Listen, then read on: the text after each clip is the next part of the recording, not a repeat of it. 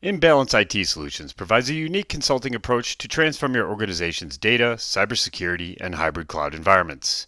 We would like to welcome you to our podcast series we call The Balancing Act, discussing complex digital transformation. Thank you for listening and enjoy the show.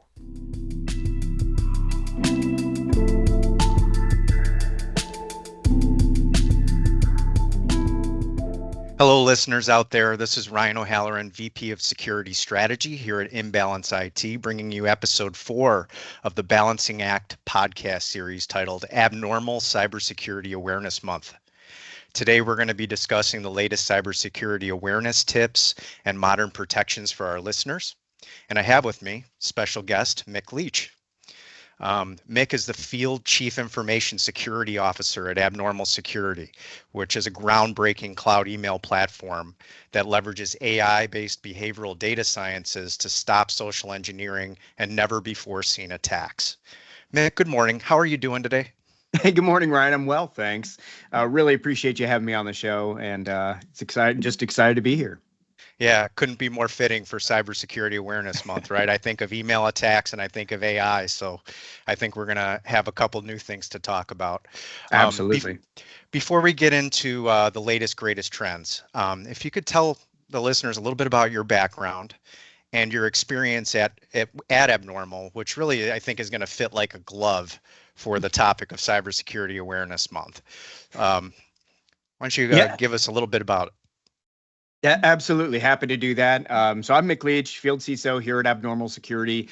Been here about 3 years, but prior to that, if you want to go way back in time, was in the United States Army for a little over 8.5 years, and was a cavalry scout. So Scouts Out for anybody that knows what that means. But no, so I'd done that for quite a while, and then somehow was able to parlay my military training into like an IT support gig.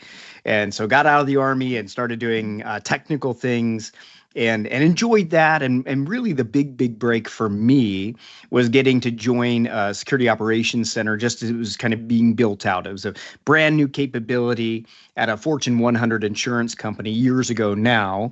And then sort of the unthinkable happened, right? A breach occurred.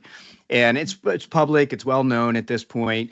But what happened, or what happened out of that was that we got an opportunity to sort of open the wallet, really start to decide what should we be doing. And we were able to build out over the course of 4 or 5 years a world-class security command center at that company. And I was able to parlay that activity and that knowledge and experience into another gig at another company where they hired me to come in and kind of build out their security operations organization. This was as a Fortune 500 financial services company, and enjoyed doing that. Have worked with all the great security solutions out there and some great folks, and enjoyed that a lot. And then finally, I bought and used this solution nobody'd ever heard of. We thought the name was kind of silly. It was called Abnormal Security to solve some phishing problems in my own environment. And after a year and a half of using it, I realized they were really changing the game. Everything, not only did the solution work properly, but it was innovative and new. And the people that I was working with from the customer side were genuinely interested in hearing our feedback. And it was changing the way the solution worked, and they were meeting our needs. I was like, man, this is a company I could be a part of. And lo and behold, found a role posted on their website. It looked like it had been written for me. I was so excited and applied and got the opportunity to come. And so I've been here about 3 years, the first 2 years of which I was the head of security operations. So I helped build out our internal security program here.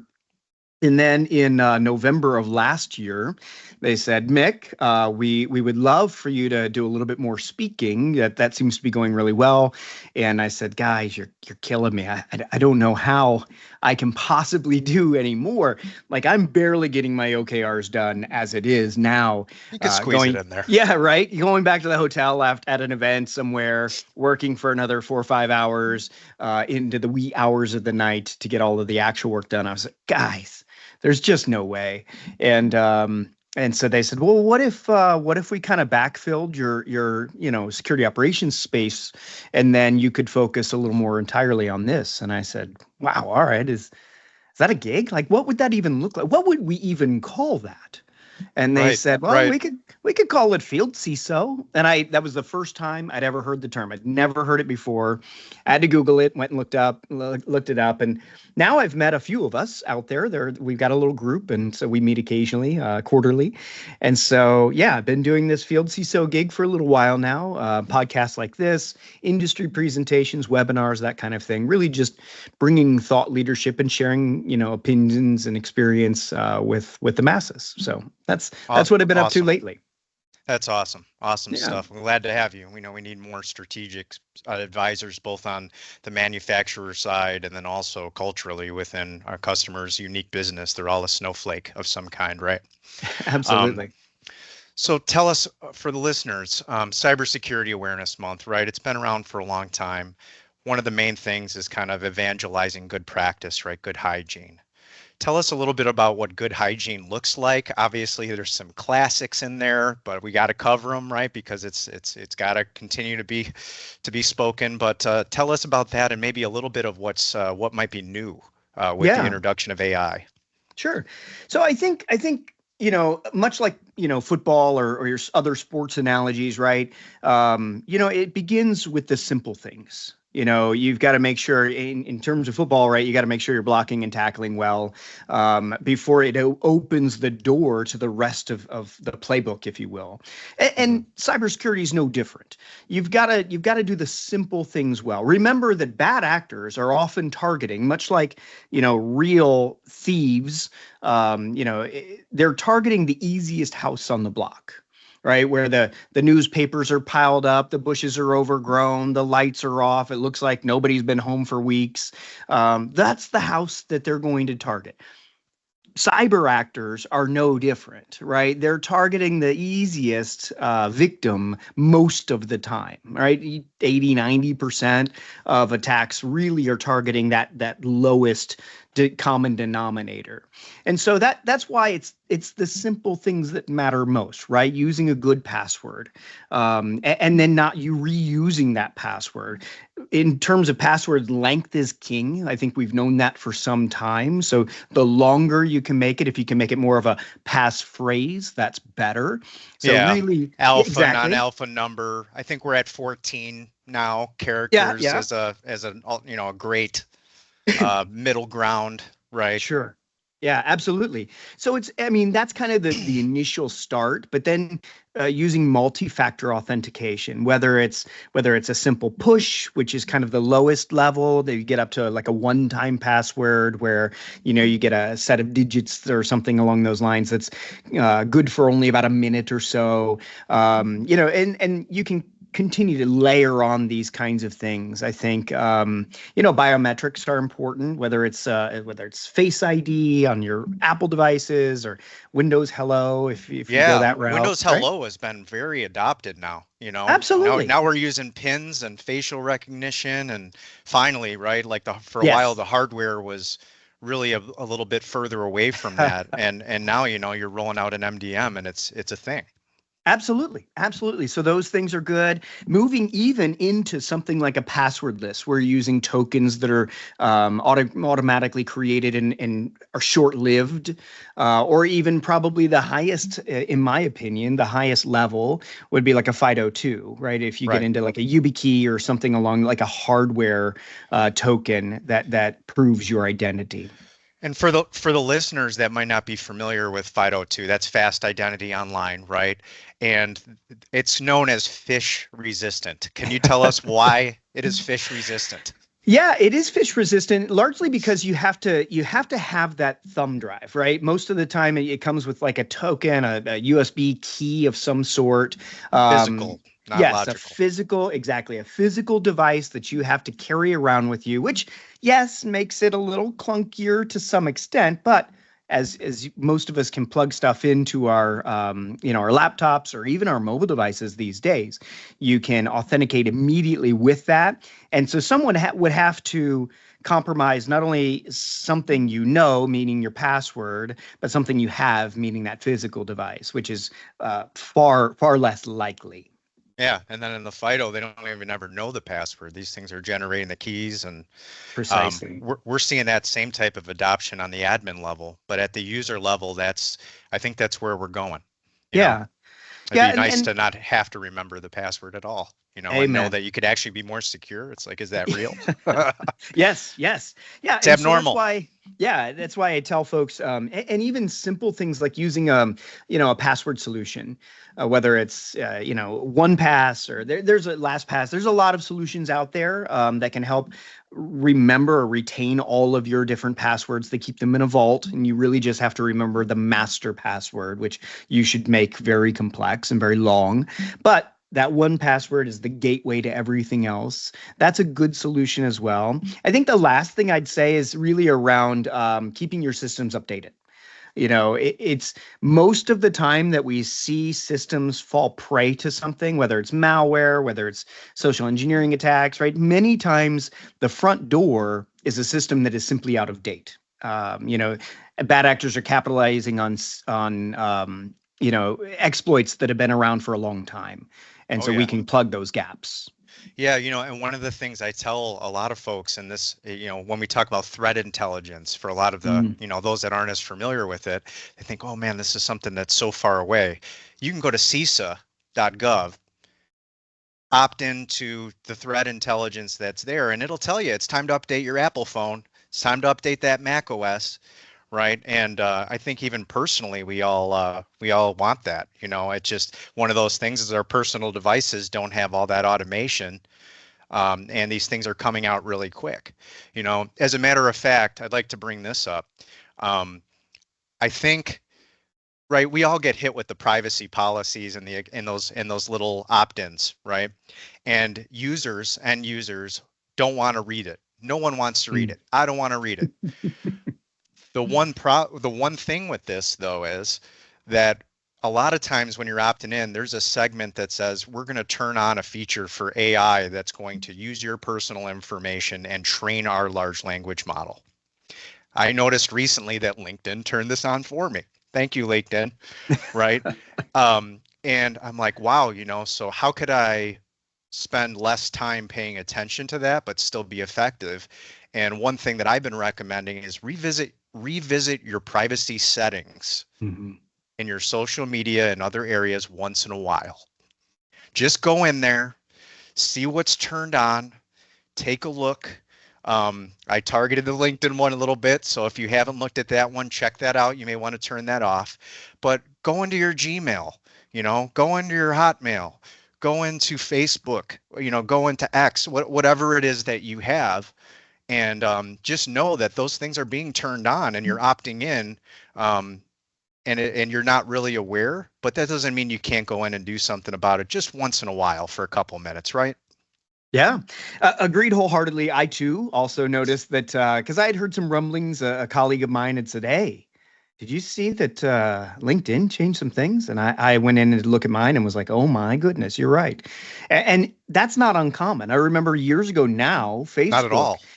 Yeah. Facebook had changed the way they were sharing the updates, right? So your posts, and suddenly I remember seeing like people I didn't know commenting on posts I'd put out there, and I was like, "Whoa, this was supposed to be only for my friends and my family. Like, where did this come from?" And they had changed a setting, and the default was that it would make everything visible to everyone.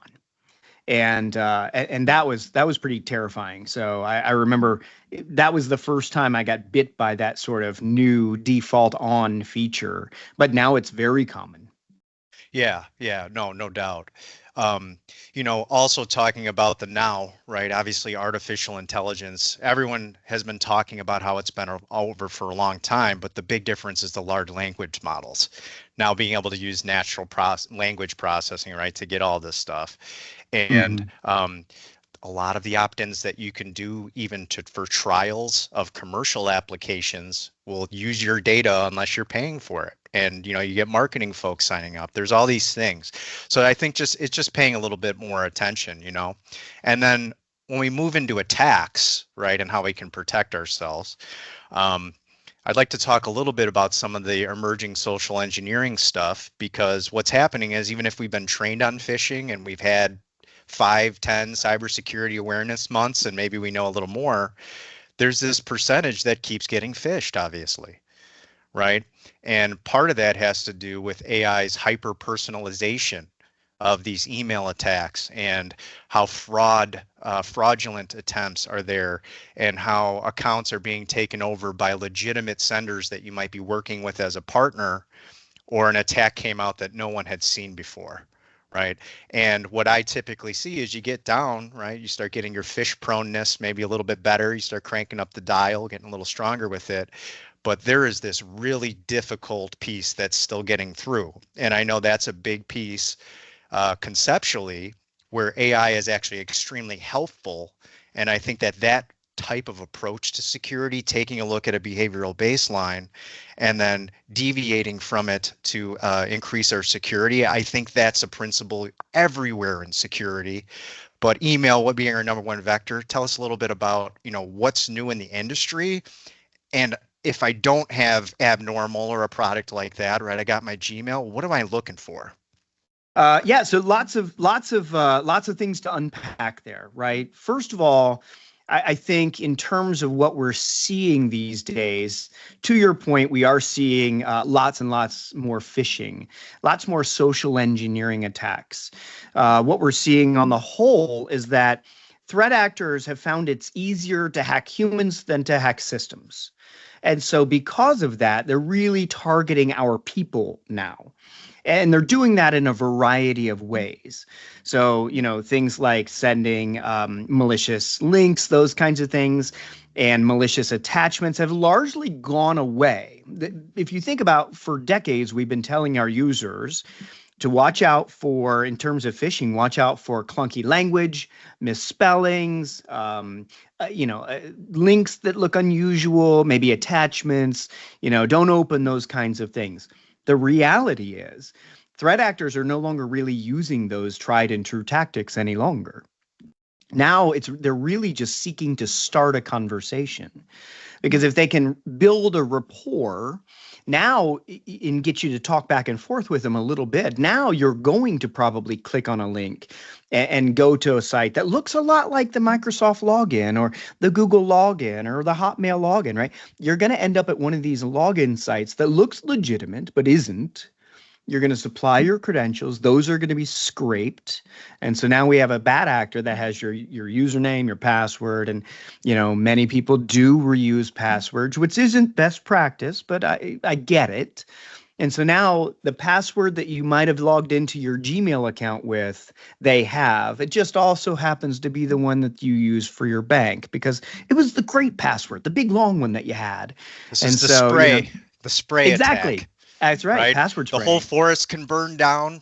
If you're using the same one everywhere, you can dig a ditch around each little password tree and isolate it, make it a lot easier to react to it too. Yeah, so we're seeing those kinds of things, whether it's DocuSign, we still see lots of like packaging, especially as we near the holidays and folks are expecting attacks. More. Yep. That's on the rise heavy. And then also the phone too, like you said, just trying to start a conversation. You'll just get a text, right? The gift card scheme, classic. Yeah. All that's still happening. Smishing. and happening. Yeah. Yeah, smishing, SMS phishing, right? We see all of these kinds of things. There have been a couple other new ones that over the last year or two, we've seen more and more QR codes, right? Fraudulent QR codes come in. These are particularly nasty because whether it comes into your personal email or your corporate email, we're all going to scan it the same way. We're going to pull our phone out. We're going to scan it, point it at the screen, and now I'm interacting with that potentially malicious website on my personal device, sidestepping my multi-million-dollar corporate tech stack that is designed to protect me from things like this. And so that's also really, really challenging. I think when I think about the defenses for these kinds of things, if I'm honest, I think that we in the security world have been asking the wrong question in terms of security. For years, we've been asking the question, is this bad? Right? So that's signature-based detection. We've somehow defined what evil looks like, and we're searching for that pattern, whether it's a hash file or a hash, or it's it's an IP address or a known bad sender domain, right? We've had these atomic IOCs or indicators of compromise that we've been using for years to define what evil looks like, and we look for those. The problem with that is those atomic indicators are really easy to change. I could be from an entirely different IP address in moments with VPNs. I could recompile code and have a brand new hash. So my malicious file is constantly changing. Now with AI, you can do all of that automatically. And so, what we're seeing is that defining evil has become a really, really slippery slope. And so when you're using signature-based detection, it also counts that somebody else has been bitten by it before. And frankly, I'm not comfortable with that because it's like spotting the threat actor the first foray. Right. So, instead of saying, is this bad, known bad, what I think we ought to be asking is this good? Is this expected? Is this known? Is this normal? And for years we've been in the network side of things. We've been doing network detection and response, or NDR. We've been doing baselining in that space for a long, long time, and it's been wildly successful. Yeah. When you know what normal looks like, seeing abnormal, it just jumps off the page at you. And I think that's the biggest difference going forward. So that's like behavioral data science. We're understanding what normal looks like and then spotting those deviations from norm. That, I think, is the real future of cybersecurity, because now it allows us to not care about what we know is bad. We just only care about what we know is normal or right. And then we look into things that don't appear normal. And that allows you to spot novel attacks, things we've never seen before. 0 days, we call them in the industry.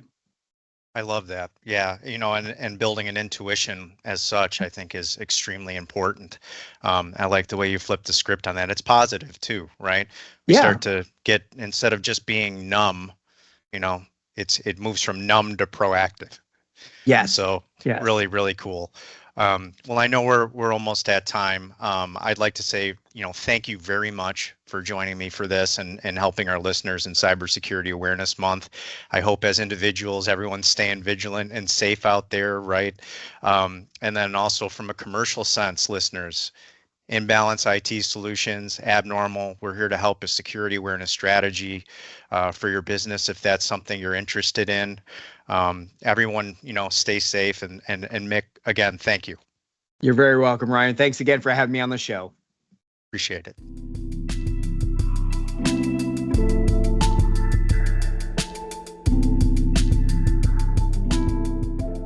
Imbalance IT Solutions wants to thank you for listening and invite you to join us for the next episode in our podcast series.